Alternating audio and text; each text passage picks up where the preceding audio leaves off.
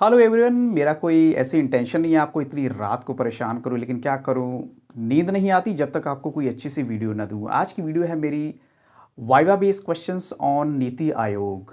NITI Aayog, national development council और planning commission को लेकर कुछ बड़े इंपॉर्टेंट क्वेश्चन लेकर आए हूँ आपके लिए।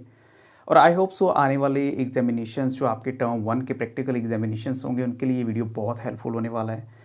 तो देखते हैं क्या क्वेश्चन हो सकते हैं। लेकिन इससे पहले जो वीडियो आपको एक और दे चुका हूं जिसमें अरब स्प्रिंग को लेकर और इवन नॉन अलाइन मूवमेंट को लेकर भी कुछ वाइवा बेस्ड क्वेश्चंस की वीडियो दी जा चुकी हैं, उनके लिंक आपको मिलेंगे इसी वीडियो के डिस्क्रिप्शन बॉक्स में।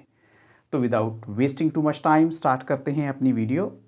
यहाँ पर जो कुछ क्वेश्चंस मैंने आपसे पूछे हैं, सबसे पहला क्वेश्चन आपके लिए है वो है प्लानिंग कमीशन को लेकर कि प्लानिंग कमीशन कब किस ईयर में सेटअप किया गया था। अब आपको ये तो पता होगा कि इंडिया ने जब 1947 में इंडिपेंडेंस ली थी, उनके सामने सबसे बड़ा टारगेट था कैसे अपनी कंट्री की इकॉनमी को बेटर किया जाए। तो इसके लिए उनको प्लानिंग कमीशन को लेकर आना पड़ा। नो डाउट कुछ और चैलेंजेस भी थे जो आपने already challenges of nation building chapter में देखे भी होंगे, बट यहाँ हम बात करेंगे इकॉनमी को लेकर। तो यहाँ प्लानिंग कमीशन का आना बहुत ज़रूरी था। इसको सेटअप किया गया था 1950 में। ऑलरेडी मैंने यहाँ साइड पे लिख दिया है, अगर आप चाहें तो इसका स्क्रीनशॉट भी ले सकते हैं। सेकंड क्वेश्चन है, why did planning commission introduced 5 year plans. 5 year plans को क्यों इंट्रोड्यूस किया गया था, क्या रीज़न था कि 5 ईयर प्लान्स के बारे में सरकार को सोचना पड़ा। सिंपल सी बात है, हम अपने घर की अगर लाइफ को लें तो हमें होता है कि हम अपना बजट बना के चलें। तो सरकार को भी लगा कि हमें अपना बजट बनाकर चलना चाहिए, क्योंकि विदाउट बजट तो पता ही नहीं लगेगा कितना पैसा हमने खर्च कर दिया और कितना पैसा हमें बचा कर रखना है। तो बेसिक पर्पस क्या था 5 ईयर प्लान्स को इंट्रोड्यूस करने का, वो था इकोनॉमिक डेवलपमेंट के लिए। इकोनॉमिक डेवलपमेंट तभी पॉसिबल थी अगर हम अपने खर्चे की, जो भी हमें खर्चा किया है या जो भी हम इनकम अर्न कर रहे हैं उसका पूरा एक हिसाब बना के चलें पॉजिटिविटी के साथ। अब चलते हैं क्वेश्चन 3 के लिए, chairperson of planning commission. Planning commission के चेयरपर्सन कौन होते हैं, तो इट्स वेरी सिंपल। चाहे हम बात करें prime minister means planning commission की, तो प्राइम मिनिस्टर ही हैं। उसके प्लानिंग कमीशन के जाने के बाद जब नीति आयोग आया तो तब भी चेयरपर्सन कौन है, नीति आयोग के प्राइम मिनिस्टर हैं। अगर उसके बावजूद हम बात करते हैं नेशनल डेवलपमेंट काउंसिल की, उसमें भी जो चेयरपर्सन है वो प्राइम मिनिस्टर ही हैं। क्वेश्चन आएंगे 1 बाय 1। नेक्स्ट क्वेश्चन है, NITI Aayog come into being. Question mark लगा हुआ है कि नीति आयोग जो है कब आता है हमारा। तो नीति आयोग आता है 1 जनवरी 2015 को। इसका मतलब क्या है कि अगर आपको एक क्वेश्चन ऐसा भी आ जाता है कि प्लानिंग कमीशन का कार्यकाल कब तक का था, तो आप बोलेंगे वहाँ पर ईयर 2014, क्योंकि 1 जनवरी को तो हमारा नीति आयोग ही आ चुका है। तो वो क्वेश्चन दूसरी सेंस में भी पूछा जा सकता है आपसे। तो यहाँ पर 1 जनवरी 2015 को नीति आयोग का गठन हुआ था, बनाया गया था उसे। नेक्स्ट क्वेश्चन है, full form of NITI Aayog. NITI Aayog की फुल फॉर्म क्या हो सकती है। फुल फॉर्म का मतलब क्या होता है, जैसे कुछ ऐसे वर्ड्स होते हैं जिनको हम एब्रीविएट करके यूज करते हैं। तो नीति आयोग में खास बात क्या है, NITI सभी के सभी जो है कैपिटल वर्ड्स हैं, कैपिटल लेटर्स हैं। तो नेशनल, आई से institute for transforming India, national institute for transforming India is the full form of NITI Aayog. ये भी एक ऐसा क्वेश्चन है जो आपसे पूछा जा सकता है। इसके बाद देखते हैं चेयरपर्सन ऑफ नीति आयोग। इसके बारे में ऑलरेडी आपको मैं बता चुका हूँ, हमारे चेयरपर्सन कौन है नीति आयोग के। तो yes of course its prime minister. अगर आज के करंट की बात करें तो मिस्टर नरेंद्र मोदी जो है वो हमारे नीति आयोग के चेयरपर्सन है। द रैंक ऑफ द, एक क्वेश्चन बीच में और है, who appoints a vice chairperson of the NITI Aayog. Vice chairperson of the NITI Aayog को अपॉइंट करने का काम किसका होता है, तो ऑफ कोर्स यहाँ पर भी जो राइट आंसर है वो प्राइम मिनिस्टर ही है। एक क्वेश्चन आपसे ये भी पूछा जा सकता है कि जो फर्स्ट जो वाइस चेयरपर्सन थे नीति आयोग के वो कौन थे, तो वहाँ पर आपने बोला है मिस्टर अरविंद पनगड़िया। अगर आपसे पूछा जाता है कि करंट में हमारे वाइस चेयरपर्सन कौन है नीति आयोग के, तो आप बोलेंगे राजीव कुमार। मिस्टर राजीव कुमार जो है वो करंट में हमारे चेयरपर्सन, वाइस चेयरपर्सन है नीति आयोग के। ये आपने माइंड में रखना है।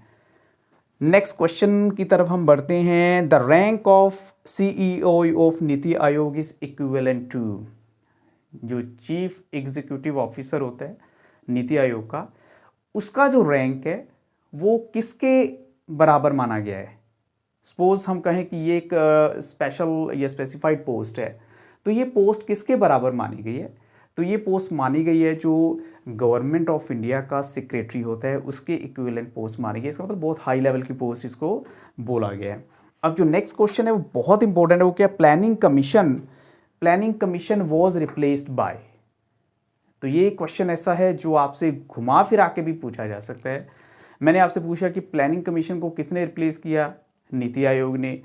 तो नीति आयोग किसकी जगह पे आया, प्लानिंग कमीशन की जगह पे। इस तरह भी रिवर्स होके भी पूछे जा सकते हैं। तो planning commission was replaced by NITI Aayog. और कब आया था नीति आयोग, ऑलरेडी डिस्कस कर चुका हूँ, 1 जनवरी 2015 में।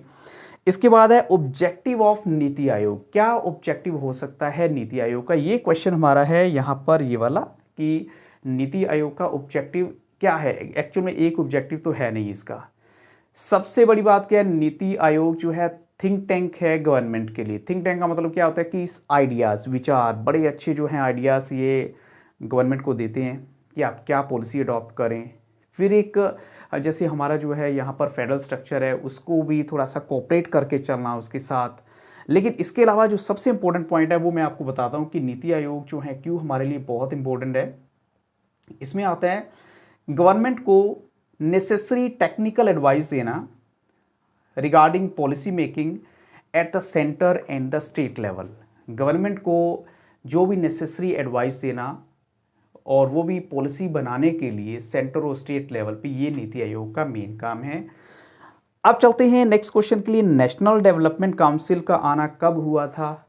तो वैसे तो देखिए 1952 में ऑलरेडी यहाँ मेंशन है, लेकिन कई बार क्या होता है हम कंफ्यूज इसलिए हो जाते हैं क्योंकि हमसे मंथ पूछ लिया जाता है। मंथ है यहाँ पर 6, डेट है, मंथ है अगस्त। 6 अगस्त 1952 नेशनल डेवलपमेंट काउंसिल उस टाइम बनाई गई थी। चेयरपर्सन कौन है नेशनल डेवलपमेंट काउंसिल के, तो चेयरपर्सन की जब भी बात आती है, मैं ऑलरेडी आपको बता चुका हूँ, चाहे हम प्लानिंग कमीशन की बात करें, नीति आयोग की बात करें या नेशनल डेवलपमेंट काउंसिल की बात करें, चेयरपर्सन का जो टैग है वो प्राइम मिनिस्टर के साथ ही रहेगा। तो प्राइम मिनिस्टर ही इसके जो है चेयरपर्सन है। और where is the economic and social planning included. अब आपसे एक क्वेश्चन पूछ लिया जाता है कि चलो ठीक है, नेशनल डेवलपमेंट काउंसिल में आपने बोला, ये कहाँ पर इंक्लूड की गई है। जो हम बात कर रहे हैं इकोनॉमिक और सोशल प्लानिंग, ये कहाँ इंक्लूड की गई है, तो इसको हम कह सकते हैं ये इंक्लूड की गई है कॉन्करेंट लिस्ट में।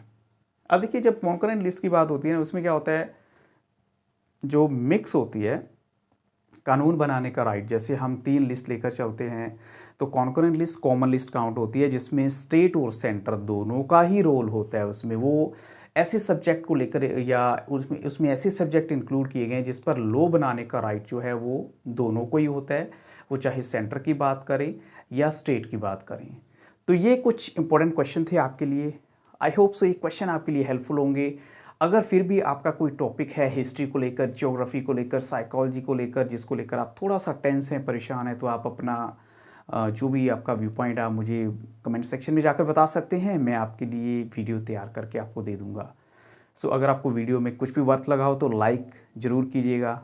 और इस चैनल को सब्सक्राइब करने का सबसे बड़ा एडवांटेज क्या है कि आपको मैक्सिमम क्वेश्चंस मिल जाएंगे यहाँ पर, क्योंकि every day I am updating my material. Every day new videos are coming with new questions. So thank you very much एक बार फिर से और have very nice day.